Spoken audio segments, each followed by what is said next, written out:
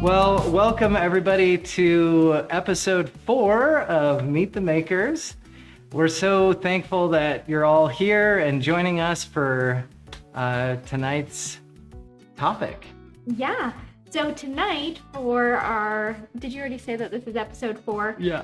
We've actually gotten four of these now. Yes. So tonight we're going to be talking all about being winter ready. And with that kind of is twofold, right? I mean, some of us are winter ready by saying, okay, I'm good to put everything away and I want to get on, I want to be cozy in my warm blanket and next to a fire inside. And others who are a little bit more adventurous are like, yeah, this is when I can go out and find all the great spots and nobody else is out there because they don't want to brave the cold. And there's no bugs. Yeah. So we'll be discussing both of those scenarios, winterizing your trailer and getting it stored and put away. And then we're also going to be talking about how awesome it is to take the Voyager out in those cold temperatures and you can still keep all of the comforts. You just might talk me into going winter camping this year. We'll see. With that, we want to encourage you all to participate throughout the evening. So feel free to unmute yourself, chime in whenever you'd like, and that way we can just have a good discussion going on. We'd love to have you involved. And speaking of involved, we are lucky to have with us our dealer from XGrid Campers. So we've got Lauren Walker. And is Jeremy on? I didn't notice if Jeremy... Oh, there we go. Yep, sorry, we're here too. Okay, awesome. So we're going to take just a minute right now to let Lauren from XGrid Campers, who probably you all know, but if you don't know, they are our exclusive dealer of the Xpedition Trailers. So, Lauren, if you want to take a minute to introduce yourself, we'd love to have you share. Awesome. Thanks, Stacy and Artie, and thanks again for doing this with everyone. I certainly see some familiar faces and names online, but also a few new ones perhaps. So thanks everyone for joining us. We're super excited to be part of the Xpedition family and be on this journey together. We are truly a family in many ways, working together, going out on trails together, and just trying to do the right thing all the time and represent some great products. So we met up with Artie and Stacy at the beginning of 2021 at a little expo, and I was starting our business at XGrid, and they were getting the Voyager off and running. We kind of looked at each other and said, this is pretty cool. Let's see if we can do something together. So we partnered up and we were able to help Xpedition get off with the dealer kind of program and support everyone as you guys are out there looking for different products and getting out the pricing and quotes and then some servicing along the ways. So we're super excited about what Xpedition is doing. This is truly a groundbreaking trailer in every sense of everything. It's just a fantastic trailer to get out there. I've spent lots and lots and lots of nights out on this trailer myself personally, out on some pretty heavy trails with my family, myself, alone, all sorts of different things. So we have a blast with it.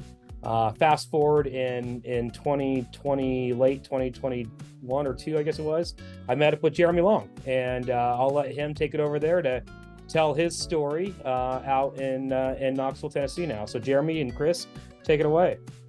Yeah, so thanks. Well, for those of you who don't know, I mean, really, we've been open now for 6 months here in Knoxville after partnering with Lauren to set this up. But a year ago, we were taking delivery of our Xpedition. So, we started out as customers looking for that perfect platform, the perfect trailer to go find adventure for ourselves.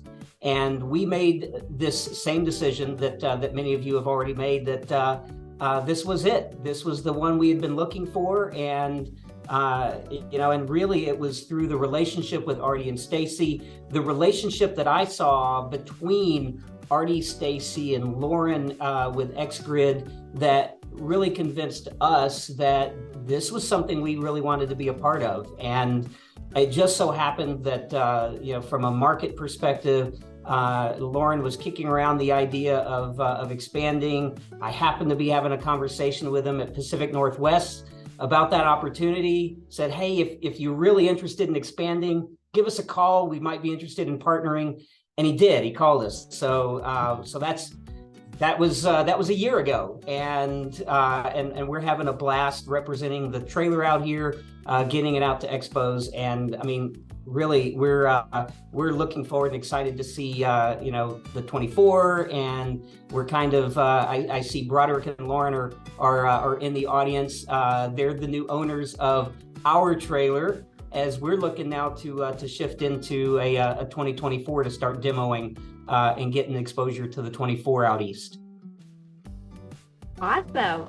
Oh my gosh, we could not be more blessed, really, to be working with Lauren, Jeremy, and Chris. It has been such a privilege. They have helped us through so much these past couple of years, just the learning curve, and just helping to give us awesome feedback to make the Voyager even better and more accessible for all of you guys. So it's been a wonderful partnership. I was about to say I was just thinking when Lauren said we really are family, we have had more than just a few conversations about the woes and yays of parenting.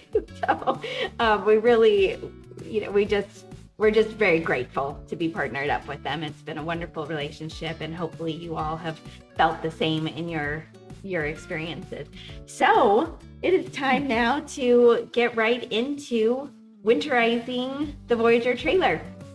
So I'm gonna turn it over to you. Okay, awesome. So tonight we're gonna be covering basically 3 topics. One is winterizing the Voyager trailer. The other is storing it. And then the third will be camping in the winter. So to kind of start things off and make sure that we're all on the same page, we're gonna go ahead and show the winterization video. And that should give, a good, I guess, kind of ground level on, what needs to be done in that process of winterizing the Voyager trailer. And then after that, we've got some goodies on the table here. We can kind of go into a little more depth, answer some questions, and then move on to the camping portion of it. So we'll jump into the video.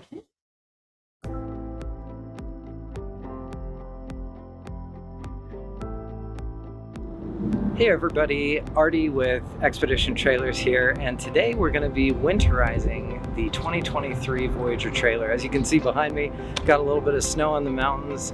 It's starting to get cold, and so we need to make sure that our Voyager trailer is ready to be stored for the winter, if that's what you're going to be doing. So first step in this process is make sure that your trailer is on somewhat of a level surface. As you can maybe kind of tell here in my driveway, it's a little slanted, so I went ahead and flipped the truck and trailer around so that I could drain that water tank appropriately.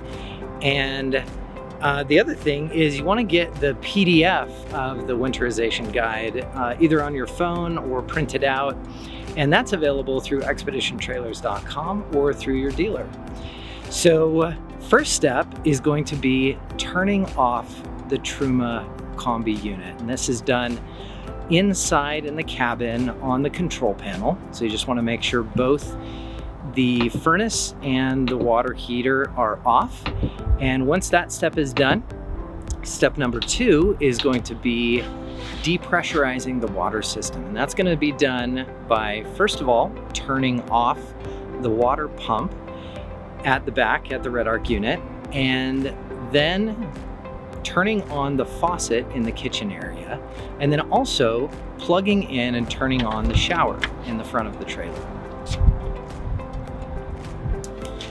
Okay, so now that we've got the Truma Combi off, we've depressurized the system, now it's time to drain the tank. That's step 3.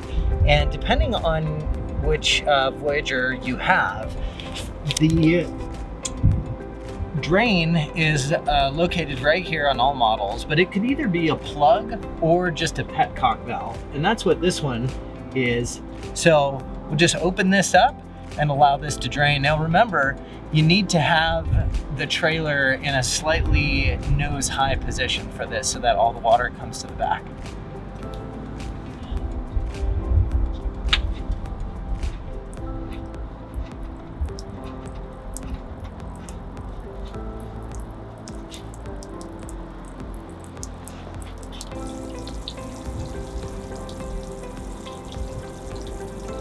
While the water tank is draining, we can move on to step 4, which is putting the Truma into bypass mode. In order to do this, you're going to need a 5/16 wrench, and we're going to take off this cover plate right here. And the Truma is located right behind this.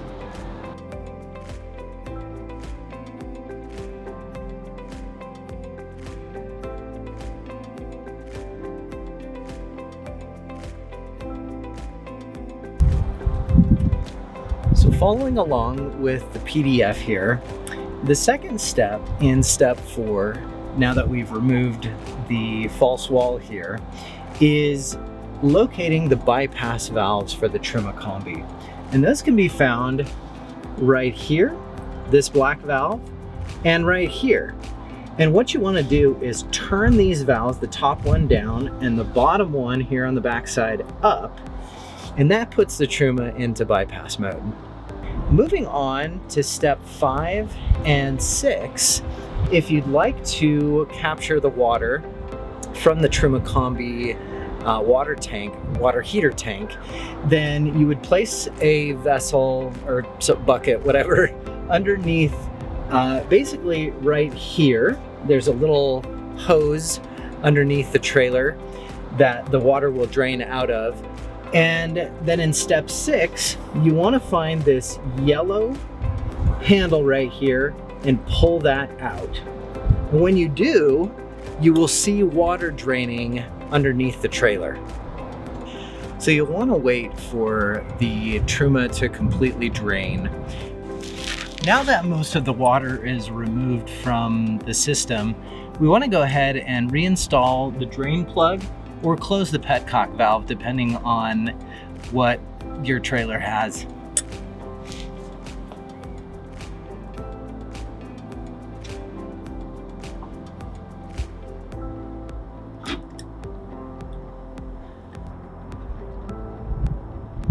So now we're ready to move on to step 9. And in step 9, it's very important that we set our compressor to 45 PSI. We don't want to over-pressurize the system and risk potentially blowing out some portion of that water system.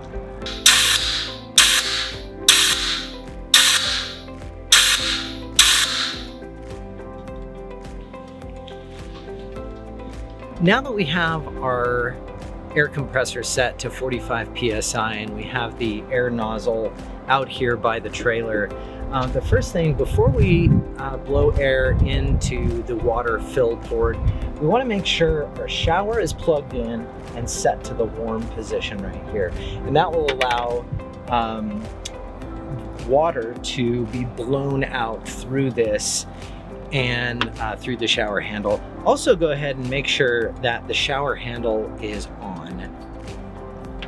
Now we're ready to blow air into the water fill port on the Voyager trailer. Now there's a few methods or ways that you could do this. The one that is explained in the PDF is by using a rubber nozzle on the end of a little handheld blower, right, on from a compressor. An alternative method that we've found, which is pretty slick, is if you gently remove this little lanyard right here, just kind of wiggle it just a little bit, you can pop that out, revealing a little hole right here. And that just so happens to fit perfectly on the end of this barbed fitting on for this air handle here. So we'll just put this nozzle into this hole and go ahead and press. And you can hear some water in that breather line. We're gonna give it a few minutes to let that breather hose blow any water out that may be in the line. Okay, now that we're at this point, the water tank is drained. We've drained the Truma Combi and put it into bypass mode. And we've done the initial blowout on the breather line of the tank. We want to come back to the back here and turn on the pump. That is going to do a couple things. Number one, it's going to expel any water that might be in the lines, and it's also going to provide a path for that air to blow out any residual water.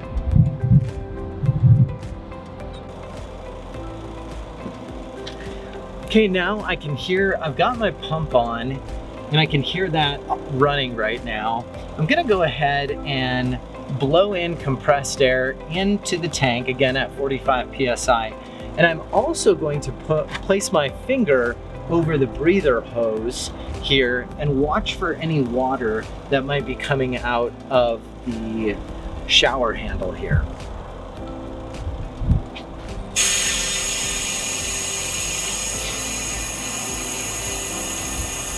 What this is doing is using the air to carry out any remaining water that may be in the lines.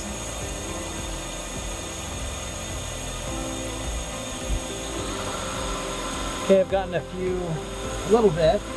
I can see some more starting to push out here.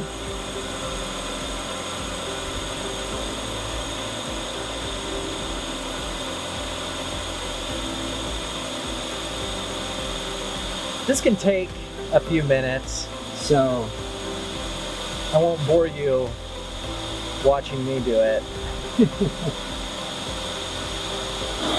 Okay, now that I can see that there's little to no water coming out of the shower handle, I'm gonna go ahead, and this is in the hot position, I'm gonna go ahead and change that over to the cold position.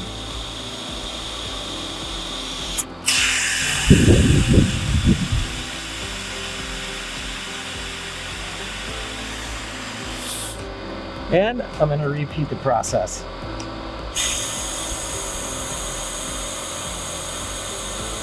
You probably noticed when I took my finger away from the breather vent hose that a lot of air started coming out. That's because what we're doing is essentially pressurizing the tank and using that compressed air to move through the lines and push out any water that might be in them. Okay, it looks like we're pretty clear. So now we're going to repeat this process for the kitchen sink. Now I'm going to go back to the back and turn on the kitchen sink. Again, we want to be in hot and cold water separately to make sure we get all of that out of each line.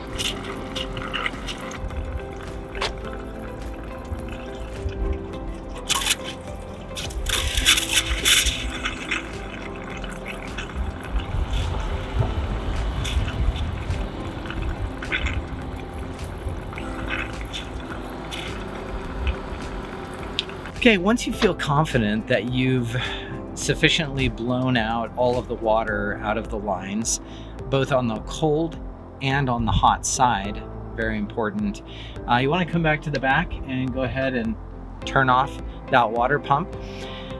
The water pump is designed to run dry for a period of time. You just don't want to leave it on for an hour or so. Okay, now that we're finished blowing out the water lines in the Voyager trailer, if you use this little method I showed earlier, you want to go ahead and replace that little lanyard. And the last step is really just a maintenance item, and that is taking out the filter, the debris filter that is right next to the pump. Now the filter is located right back here. It's a little hard to see, but I'm gonna go ahead and get that out, clean it out, and then we'll button this all back up. Okay, here's that filter. And actually it doesn't look too bad.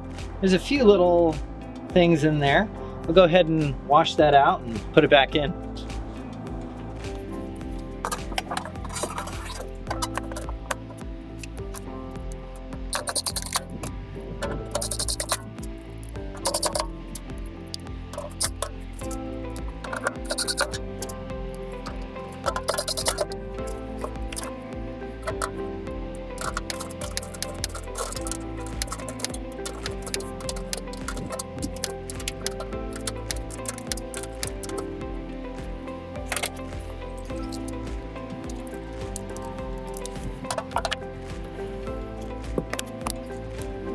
That's it. That's all the steps to winterizing the Voyager trailer. Well, we hope you enjoyed that video, that it was informative and gave you the confidence you need to winterize your trailer. It is available on our website. It's also available on our YouTube channel. And, you know, you can always email, call us if you've got any, you know, specific needs when you're winterizing your trailer. Absolutely. There's a PDF version also available, so you can get the written instructions for it. That's also on our website. And do any of you guys have any questions or need any clarification on any aspect of winterizing the water lines? I have a question, two questions. In the PDF, you recommend leaving the yellow valve open, Yes. and in your video, it looked like you were letting it close. Do you have a recommendation? So I apologize for that. I actually have a note right here to clarify that, but yes, that needs to stay open. And the reason it needs to stay open, we'll just kind of switch over here to this wonderful model. we brought a Truma out, and the you know, all the plumbing that goes on right in that area. But that yellow valve, so right here, so essentially, I'll just kind of sneak this down through. That's kind of how it is in the trailer, right? So you can see this line, this you know, blue line goes back to the water tank in the Truma. That takes quite a while to drain. And so by keeping it in the open position, that's actually what Truma recommends. And the instructions from Truma are in the description in the video. But they recommend doing that. And that's just so if there's any residual water that is in there, it can escape. And you don't, you know, sometimes it will, you know, have to burp, right? Like air will have to get in so that more water can get out. And so you want to make sure that it is, you know, all that water's coming out. And if you close it, then, you know, you risk trapping water in there and it freezing and damaging the tank. So yeah, so definitely, thank you so much, Mike, for bringing that up. But yeah, definitely leave it open. So. Okay, thank you. Yeah, absolutely. Any other questions or clarification? Yeah, go ahead. And I'm assuming you probably noted in your PDF, you don't note in your PDF to run the pump. Oh, is that? Thank you for pointing that out. We are taking note of that right now. We had a oh crap moment when we winterized it without turning the pump on, and then watched your video and had to quickly do it because it got down to 18 here. So. Oh, sorry about that. Oh my goodness, I can't believe I missed that one. We need to prove better. I'm sorry. The video was good though. Thank you.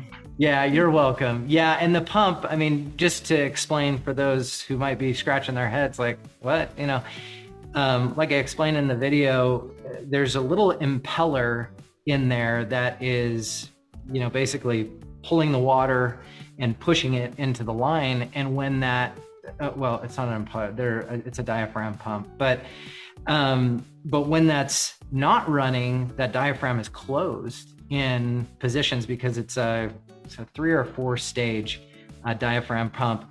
And so when those are closed, it blocks that air from getting through. So you have to have those open. So yeah, I'm sorry about that, Mike. Thank you for pointing that out. We'll get that changed right away, for sure.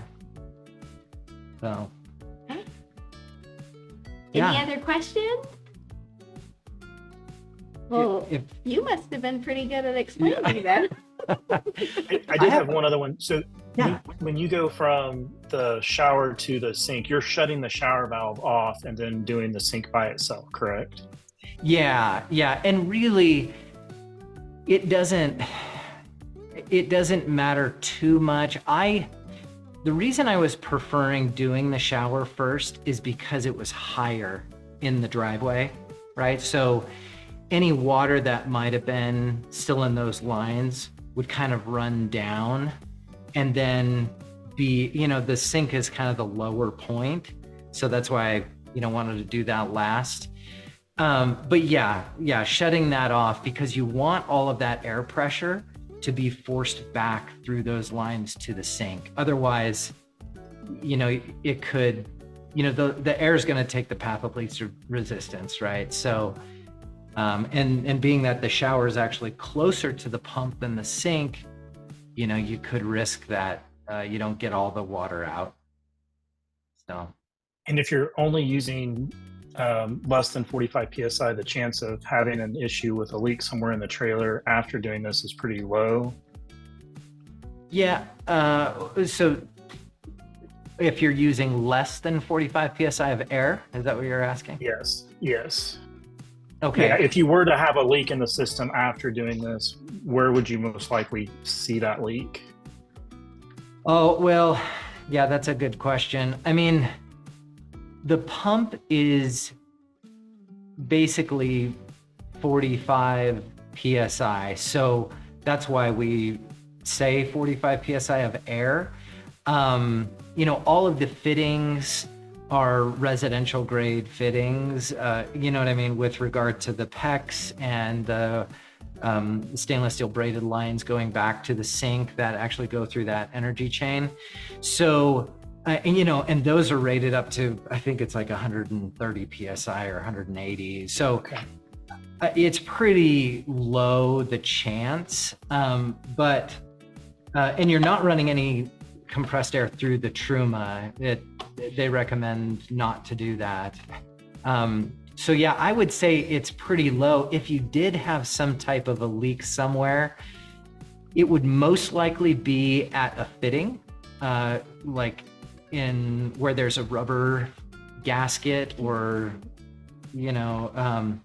well, unfortunately they're not on any of this, but it would be probably in the sink area, or maybe even up at the shower where there's like a rubber fitting, like a O-ring would blow out or something like that. So 45 psi is pretty conservative, but certainly enough to get all the air out. So hopefully that answers your question.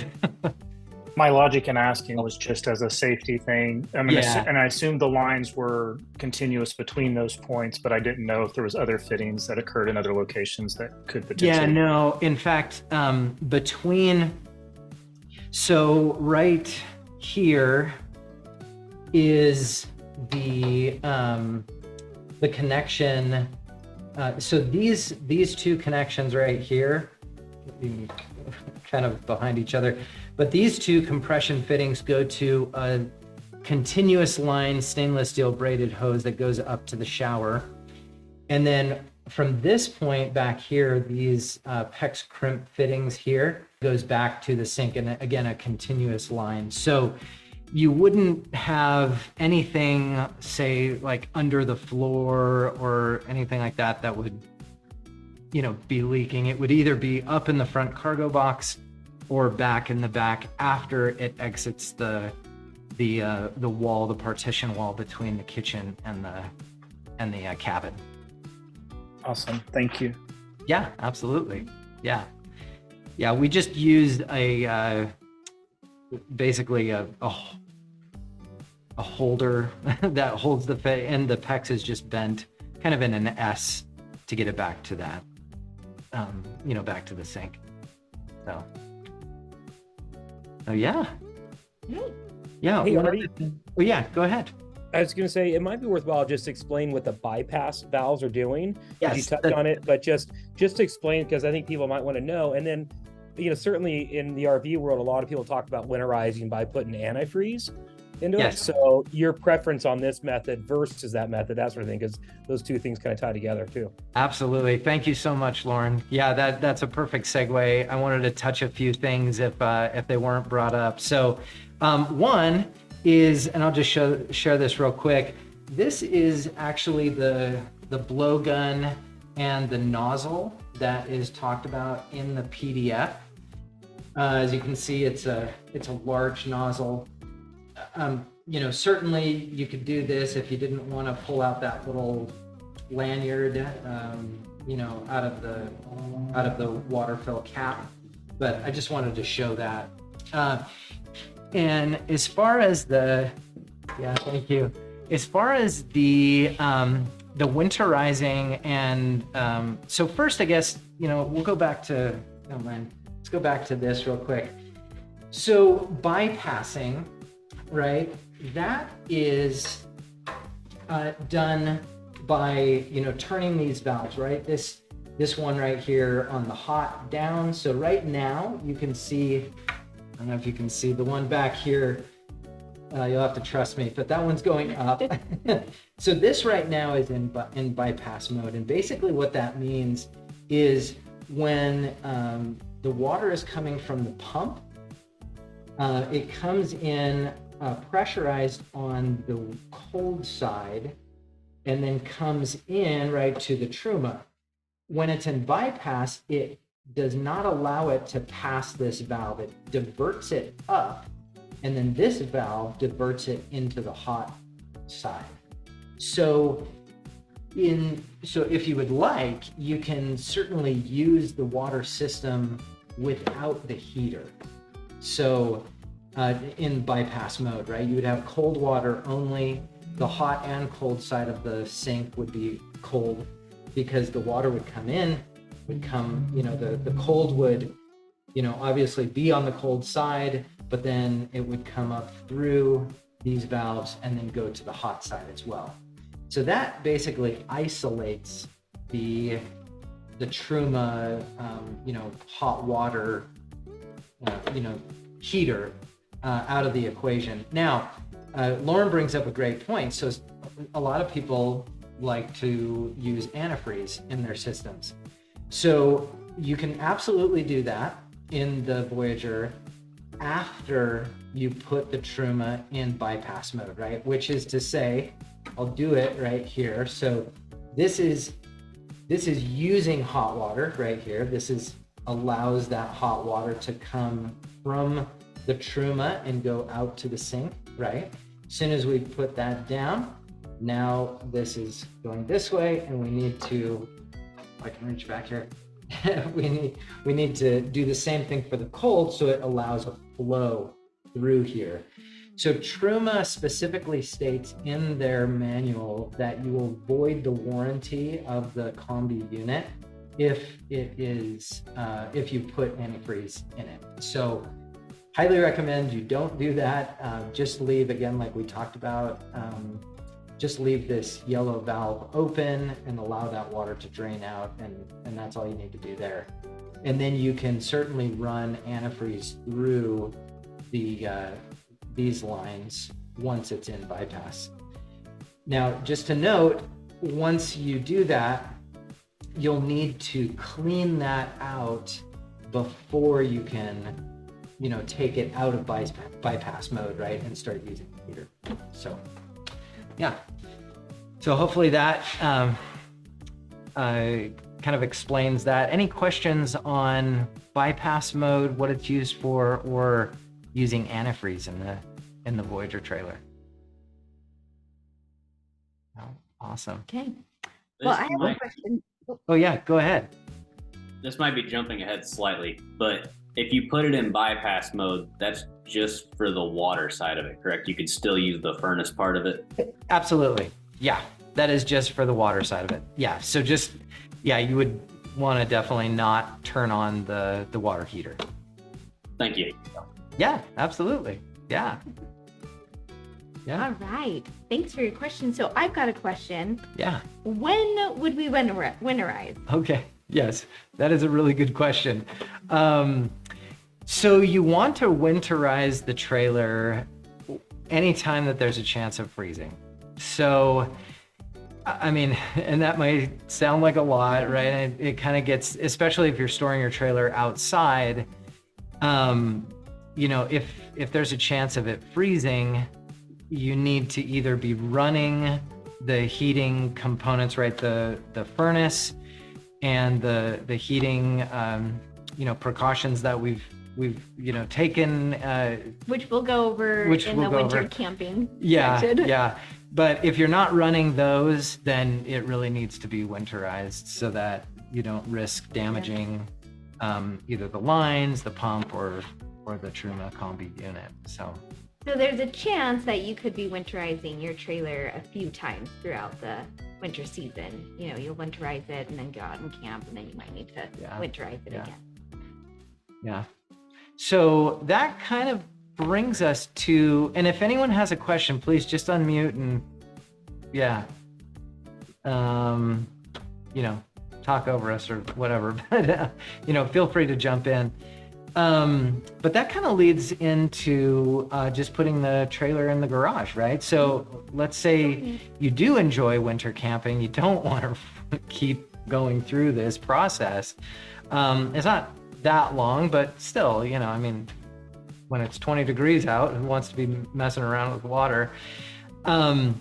So one question or one point that we want to make is you can't just put it in the garage and just leave it there. And call it good.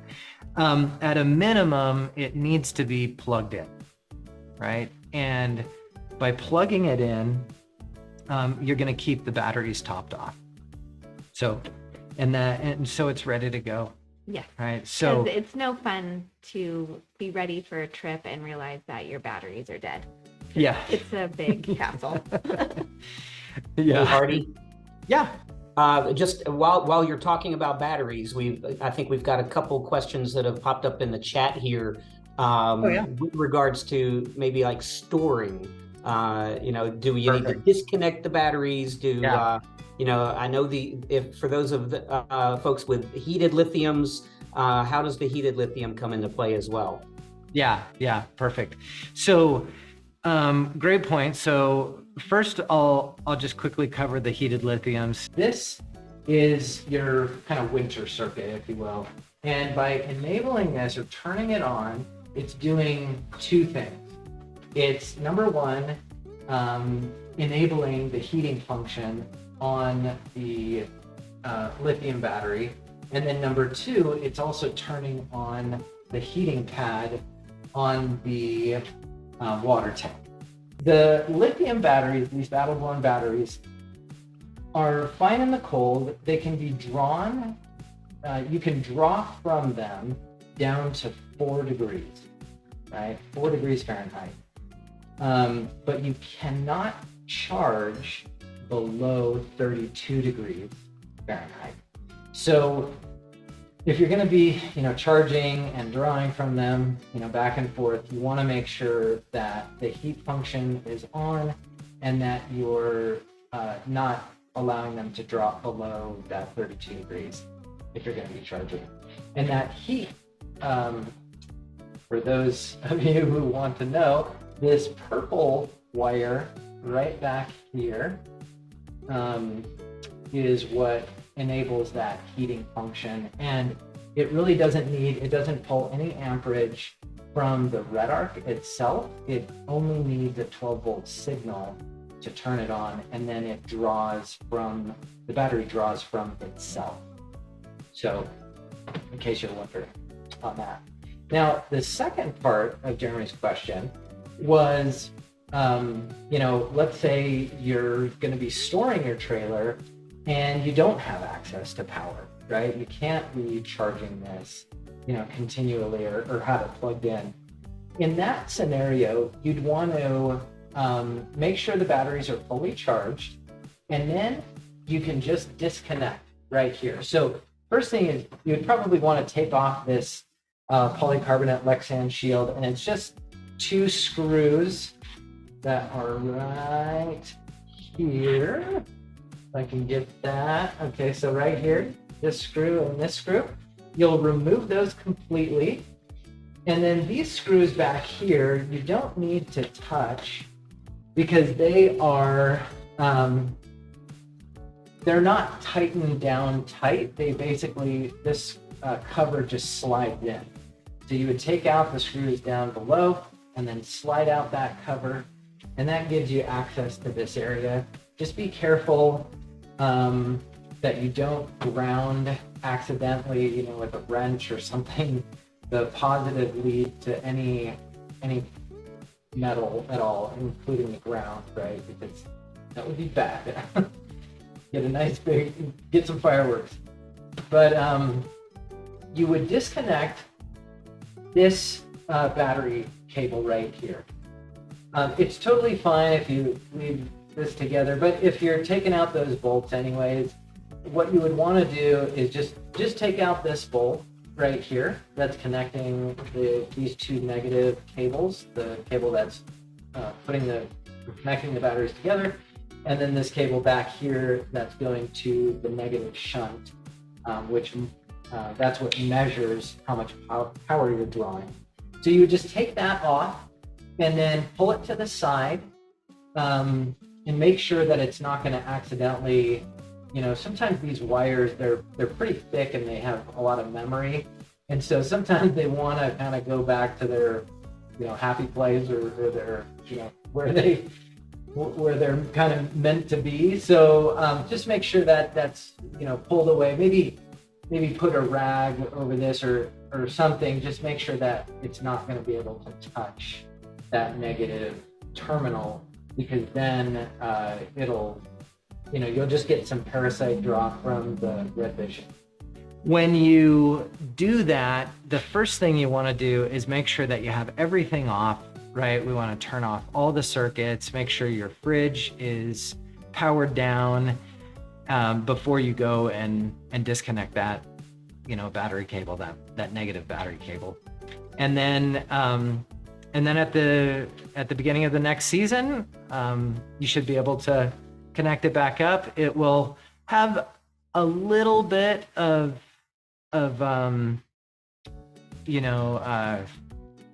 it'll be depleted a little bit. I can't say exactly how much it's going to be depleted, but every battery just naturally loses some juice over time. So don't expect it to be exactly perfectly where you left it, but yeah, then you'll reconnect that, and then what's going to happen is you're going to get to this screen, right? That it's going to kind of initialize. It'll have you put in the date again, and go through like battery settings. Most of the time I've seen them come back up, but occasionally they don't. So if you have AGM, just make sure it's on AGM. You're going to have 200, if it's AGM, 230 amp hours. If you have lithium, it's going to be 200 amp hours. And that's pretty much the biggest setting, right? The date, time, and that you have the right battery setting in the Red Arc. The other thing is it has to go through a complete charge cycle, which means you have to plug it in and allow it to charge all the way up to 100%. And or I wish we had Mark Bruce here from Red Arc. Or it needs to be 24 hours. And I can't remember, maybe, I know Lauren, you've done this a few times. Jeremy, maybe you have too, but, and I wish, I just have never timed it, but I believe it just needs to get back up to 100% before it starts registering right here on the red vision, the percentage and the amount, how long it's gonna take to deplete, right? So this information is not going to be there if you winterized it and now you're just bringing it back out and reconnecting the battery. So it loses that information, but don't be alarmed. It'll come back. Just needs a little bit of time charging. So if you can leave the trailer plugged in during the winter, Yes. and it's going to be sitting outside, do you put it in storage mode versus going through that step, or are you better off to disconnect the negative? If it's going to consistently kind of be below freezing, then I would say just disconnect it would be better. Because you don't want to have that charge going into it when it's below 32. Yeah, it can't. It won't accept a charge below 32 degrees. And then the Red Vision system or the Red Arc system is going to think there's a problem. While we're on batteries and Red Arc, I mean, maybe we should just cover real quick storage mode versus touring. Yeah. So there's a couple different settings, and we'll go back to the Red Arc here for a second. So in the Red Arc, you go here to trailer, and you have this system mode, right? One is touring, and if I toggle over, I can go to storage. And those are the only two modes. It's just touring and storage. And the difference between those modes is the charge profile for the battery charging, right? So in touring mode, you have a 3-stage charge profile that it's going through. And in the storage mode, it's a 9-stage charge, profile. And every specified amount of time, I can't remember what it is off the top of my head, it stops charging and measures the rate that the voltage decreases or, fluctuates. And if it goes down too much, then that alerts the system that there's a faulty cell in the battery. So that being said, you don't want to have any kind of load on the system, right? So all buttons should be, like all circuits should be off, and the fridge should be turned off and unplugged. So there's no chance of any draw on the system, because you don't want the system saying, or, the Red Arc saying, hey, you've got a faulty battery, it's going bad. So, and that mode really, some people ask, like, how often should I put it into that mode? Like about a month, right? If you're going to be storing the trailer longer than a month, that's when you should probably put it in storage mode, because it's a more, finite way to charge the batteries and maintain them, increase their longevity. So also when you're winterizing and storing your trailer, this is a really good time to do some maintenance on your trailer. So it's a good time to kind of look over things, make sure that you, when you shut down your refrigerator, that you clean it out, dry it out. We typically roll up a towel and just leave it propped open a little bit to just make sure that we're not locking anything in there that we don't want to smell, a few months down the road. So it's a good idea to just wipe things down, lubricate, and grease your fittings. Do you want to? Yeah, so the suspension, it's just a great time to do maintenance, overall on the trailer, just generally. So that you're not surprised when you're like, hey, let's go out and camp. And then you're like, oh. Yeah, that's a good point. So if you do run into anything that maybe you missed throughout the season, there's time, right, to correct something. You also want to inspect your seals. The seals are around your vent in the vent in the top of the main cabin, the seals around your doors. Just make sure that those are all in good shape. Let's see. It's also a really good idea.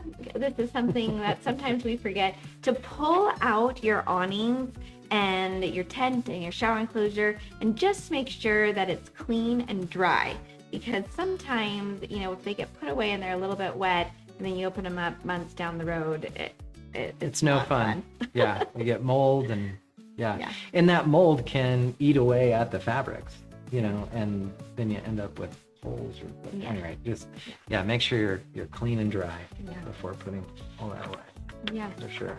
Wow, this is going a little bit long, so we're going to jump right into camping in your Voyager in the winter because we spent a lot of time at making sure that everything is set so that you really can go out and have a good time in those cold temperatures. Yeah, So- yeah. So some of the highlights of camping in the Voyager is we brought out a little bit of the insulation that we use. And this 2-inch insulation here is what we use in the roof and in the walls. So it's pretty awesome stuff along with polystyrene closed cell insulation that works great. Yeah, absolutely. So, and then this is in the floor, along with the the flooring that we put on top of that, and then under the water tank, we use this, and this insulation has a thermal barrier on it, and then is adhesive backed, so it's stuck straight, right up to the water tank, and does a great job. This is also what's underneath the batteries, and with 2024, we have now made it available if you want extra insulation in your kitchen, which we can show you that, then you can, as you can see here in our trailer, you can get that extra insulation in the kitchen.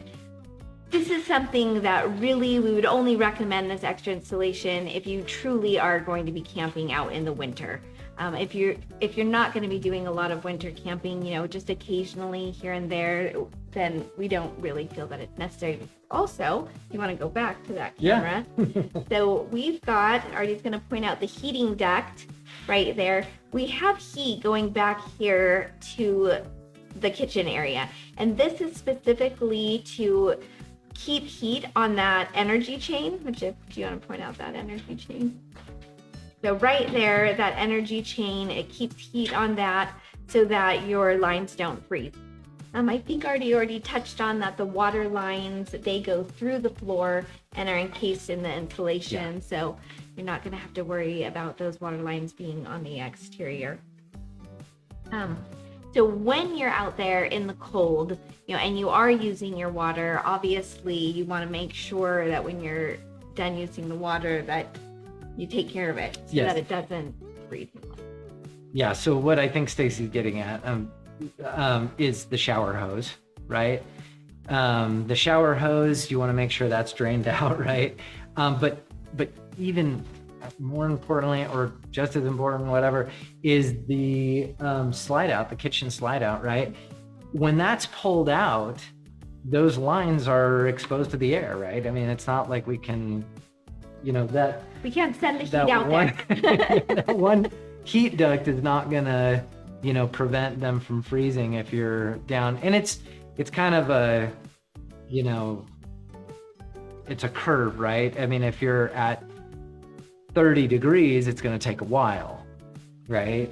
If you're at 5 degrees, it's going to be a lot faster, right? So again, that's going to be something that you'll have to determine when you're out camping.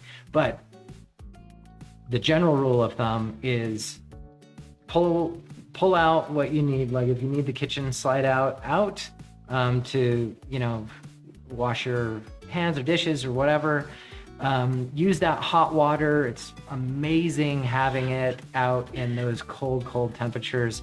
But when you're done, put it away.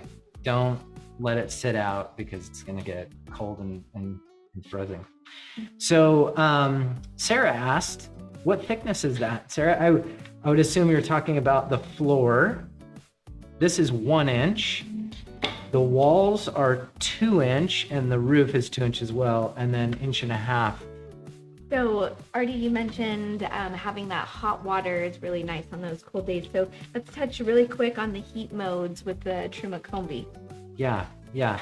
So you have as you probably already know, that's all controlled through your panel. Your control panel in the interior of the cabin.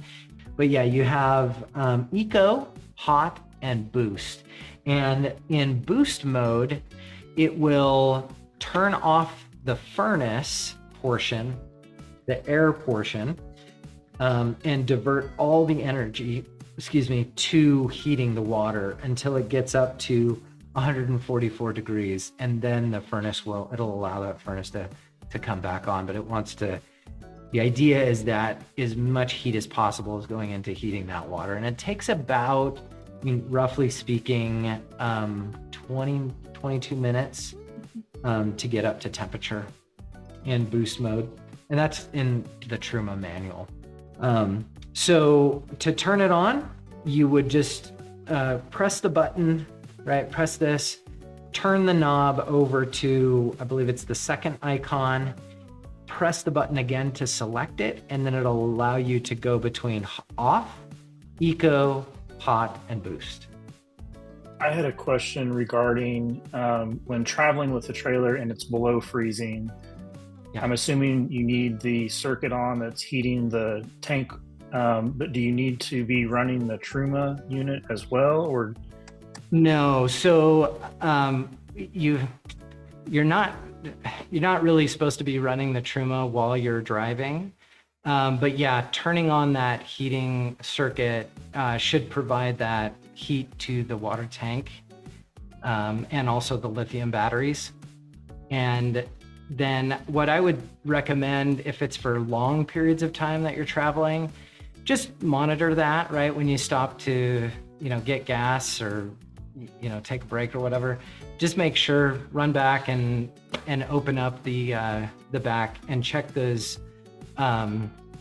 temperatures. Make sure everybody knows these two temperatures right up here are for the water pump and water tank.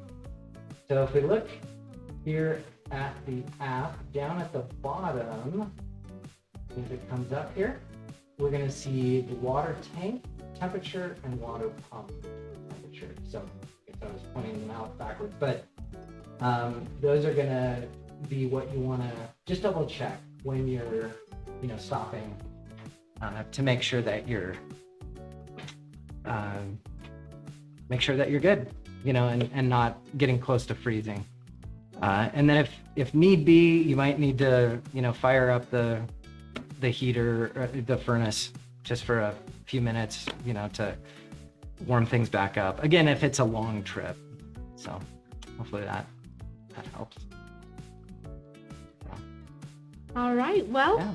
there's probably plenty more that we could discuss, but that we could say. But Yeah, instead, yeah. we're going to ask if you guys have anything else that you want to discuss, because we are definitely well past an hour, so we don't want to keep you any longer than we need to. But feel free, you can continue to ask your questions. If you need to go, we understand. Thanks so much for joining us. We really enjoy doing these sessions, and we hope that they're informative for you. And Yes. helpful. Yes. And thanks so much for, being part of the Xpedition family. We sure appreciate it and want to help in any way that we can.